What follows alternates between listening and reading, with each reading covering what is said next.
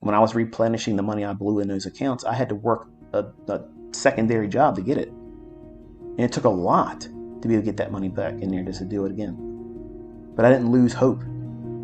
I was cussing and ranting and raving the whole time I had to do it, wanting to quit the extra job I was working. But I knew unless I did this, nothing's going to change.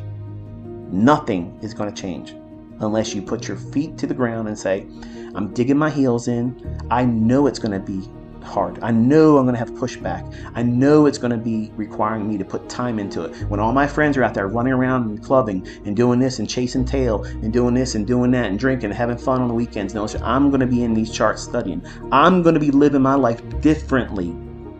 But they're still going to be out there trying to chase tail, broke as fuck, driving a beater fucking car, and ain't doing shit in their life. And you'll be able to pull down annual fucking salaries on a week. You can't even imagine where you're going to be. You can't even imagine it. Whatever you think is your level of success, it's not big enough. It's not big enough. You have no idea when you strip all these limitations that you put on yourself. You shackle yourself with your own mindset. You do it. This is all I can see myself doing right now. When you start making $100,000 a year, you start thinking to yourself, well, shit, that wasn't all that hard. I thought it was really hard. Well, now I'm going to aim for $500,000. And the attempts that you do to do that, you get there in less than half the time. And you start thinking, well, shit, they say the first $1 million is the hardest one. I'm about there. Boom, in a couple more months, and then you're there. And you look back and say, $1 million isn't all that much money. And yeah, it took some effort, but it didn't take as much effort as I thought it was going to take. And then you start making $5 million, $10 million. 15 million, 50 million. And I know I'm talking in numbers none you can fucking comprehend, but it is what it is, folks. It's just math. It's just math. You're compounding the efforts of what you're able to do on the smallest form. And watch it. That's teaching you patience. You don't have that. When you first start, you don't have patience because you're trying to chase the lead dog. Whether it be me, somebody else that's saying they're making money, someone else is doing something on a live stream, someone else is doing signal service, someone else is doing whatever. You're constantly trying to run. When it's better for you in the beginning to learn to sit still, observe. How are you thinking about the marketplace? Do you feel like this insatiable desire that you got to be in there today? Like, come hell or high water, even if you only get 5 handles of the 30 handle run, if you just get a piece of it, at least you got something. You took a bite of the beast that you've been hunting. That's a hyena's approach. I don't trade like a hyena. I'm not out there cackling and making crazy noises and shit, trying to just get a bite of something. I'm out there literally stalking and waiting. And when I see the weak one in the herd, the Judas swing, to see the retail traders thinking that they got something that's easy money for them, if that's 100% diametrically opposed to what I'm anticipating in price, I'm running that fucker down. And I'm going home with a full belly. And I'm not second guessing it. I'm not worrying about what other people are doing, what they think's making the market go up or down, what the volume profile said, what volume node they're looking at, what point of control, what VWAP, what fucking supply and demand zone, what Elliott wave count is. I don't give a fuck about none of that stuff. I know exactly what I'm looking for. I'm not worried about anything else. I'm dialed in. I know exactly what I'm hunting. I got my eyes set on it, and I'm going to run it down. And I'm taking it home. That's not arrogance. That's not narcissism. That's absolutely defined as confidence, because I've been here enough times to know that what I'm doing works. I don't need to change it. I don't need to look at somebody else to help me make it better. I'm not looking at any retail logic because it's not even in there. I'm attacking that. I am an apex predator that is attacking the weakest form of trader in this industry at a time when they're making their actions known. Because whatever you can do with the least, if you have a measurable outcome that is more times than not delivered to you based on a model that you're working with, when you do that same procedure over and over again, just like a cookie cutter, you take it and you press it into the dough. Are you expecting a star-shaped cookie dough cutter to give you a shape of a circle or a square? No. It's designed to do one thing. You press it into the dough, you lift it up, there you have a piece of dough that's cut out in the form of a star. Wonderful. Are you trying to do something else outside of that? No. Your job is to find another place where you can find the dough, which is a trade setup, and you're going to press your cookie cutter, which is your mold, or your model rather, press it into that dough and pull it out. And you take home that star-shaped or whatever the shape of that cookie cutter is, whatever your model is, if it's the optimal trade entry, if it's the silver bullet, if it's, anything else. That's all you're there to do. And demanding it does anything more than that is foolishness. The results that you get from the least amount of leverage from that is irrelevant in the beginning, because you have to get to the point where you can replicate that over and over and over again, more times than not over the course of a month, over the course of a week. And taking that sample set and saying, okay, I have done this for a week, and this is the many transactions I've taken.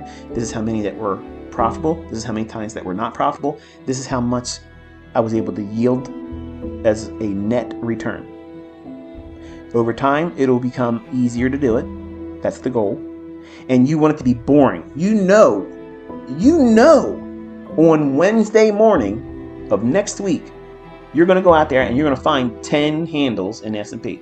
You know you're going to find 30 handles in the NASDAQ. I know that. I absolutely fucking know I'm going to do that. I know I'm going to be able to do that. I can do that. I know tonight when I lay my head down that my thought is not going to be swirling around.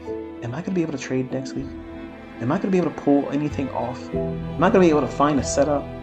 It's a given. It's absolutely given. I'm not worried about that. That is confidence that you cannot appreciate until you have it. And most traders don't have it. Even if they are profitable, they still say that the market's random. It is random if you're believing the bullshit you're trying to trade off of. All these things that you're subscribing to as a religion. Elliott wave, Wyckoff, it's this, it's jumping the creek, it's this, this wave count. Man, if I had a trade like that, I would not be able to sleep at night. That's too many variables where I'm trading on constants. I know where the liquidity is. I know where the inefficiencies are. I know what the economic counter is going to produce a injection of volatility at a specific date and time. I'm not clueless. I'm not confused. I know exactly when I'm going to step my ass in there and tap dance all over this shit and moonwalk my ass out the door with a bounty. I'm going to do that anytime I fucking want. And when you learn how to do it, you'll do the same thing. It's confidence that you cannot appreciate until you have it. In the hands of weaker men and ladies, you'll be a prick like I was on American Online when I finally got it.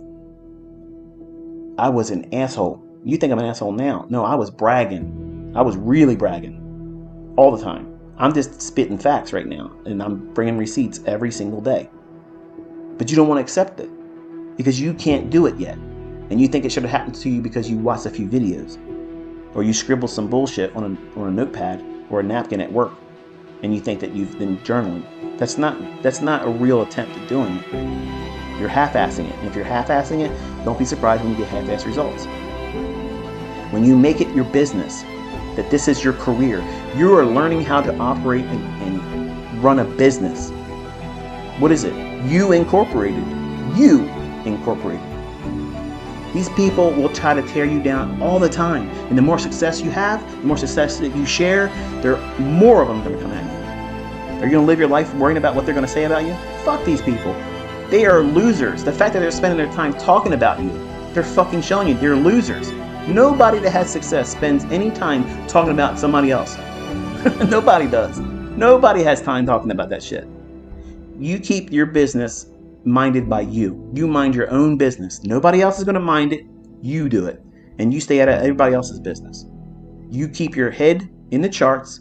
You keep building, understanding yourself, where you make mistakes, where do you fear, what do you get anxious about, what do you get too overzealous about prematurely, or overconfident, because there's a real thing like that. Identify those things. They're going to help you prune that tree, that money tree that you're growing into a money tree. I'm a money making dynamo. I can walk out these fucking doors. I could lose everything. I could literally lose every fucking thing. And I could start with zero money in my fucking pocket. And in 12 months, be a multimillionaire again. Do you feel that confident about yourself? Because everything I talked about in this presentation today, it all leans on having one skill set. And that's hard. It's real hard if you don't know what you're doing and you're brand new, you have no experience, you've never been here before. Every little tiny fluctuation, one tick against your entry, feels like the beginning of a run on your stop. And that's not what it's like when you're thinking like I'm teaching you. I trust my model. If it goes to my stop, I placed my stop incorrectly, and I'm okay with that. I know the likelihood of my next trade is going to be just as well as the one I just entered. It's not diminishing. The efficacy of my models are not diminishing. They're constant.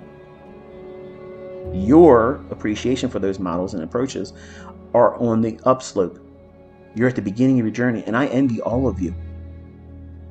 I envy all of you. I miss those moments of astonishment where I would see something and I'd like, okay, this is what it should do, and let's see what happens. And it delivers perfectly to the tick. And then you're looking around the room like, am I supposed to know this? Like you're expecting the black suits to show up in front of your house. A helicopter's landing in your backyard like, you're coming with us, you know? Those moments of astonishment are amazing. Those epiphanies, those moments where the veil is lifted and you see the market as it really is in binary form. You know, when Neo finally understands who he is and where he's at, he doesn't see the people in front of him throwing punches.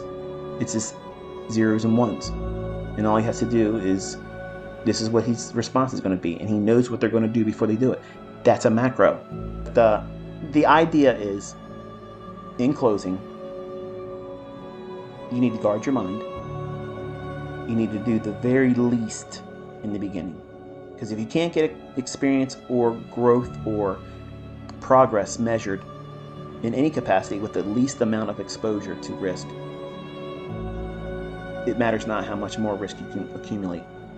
What's the difference is if you have 15 contracts on or if you have one micro lot on. If you're wrong about what you're trying to do in the marketplace, the market's going to show you. Do you need the maximum pain, the maximum expense, the maximum discomfort for you to appreciate that you're not following the model correctly? Because some of you, you're full of shit when you say, I got to learn how to trade with real money. That's the only way I can learn how to trade. No. What you're doing is you're saying that I'm a fucking idiot. Please beat me over the head with a stupid stick because I don't know enough to know that I can do this without any harm to myself, without any financial risk, without any kind of hardships that's going to cause me to second guess my own ability because of the fear of being wrong associated with money. That's the reality. Books aren't going to teach you that way. Mentors aren't going to teach you that way. It's sugar-free, as it should be. You want it to taste sweet like honey. And sugar is a disease causer. The more you can cut sugar out of your diet, the best you're going to have in terms of health. The same way with trading. You want meat and potatoes, baby. Meat and fucking potatoes. That's it.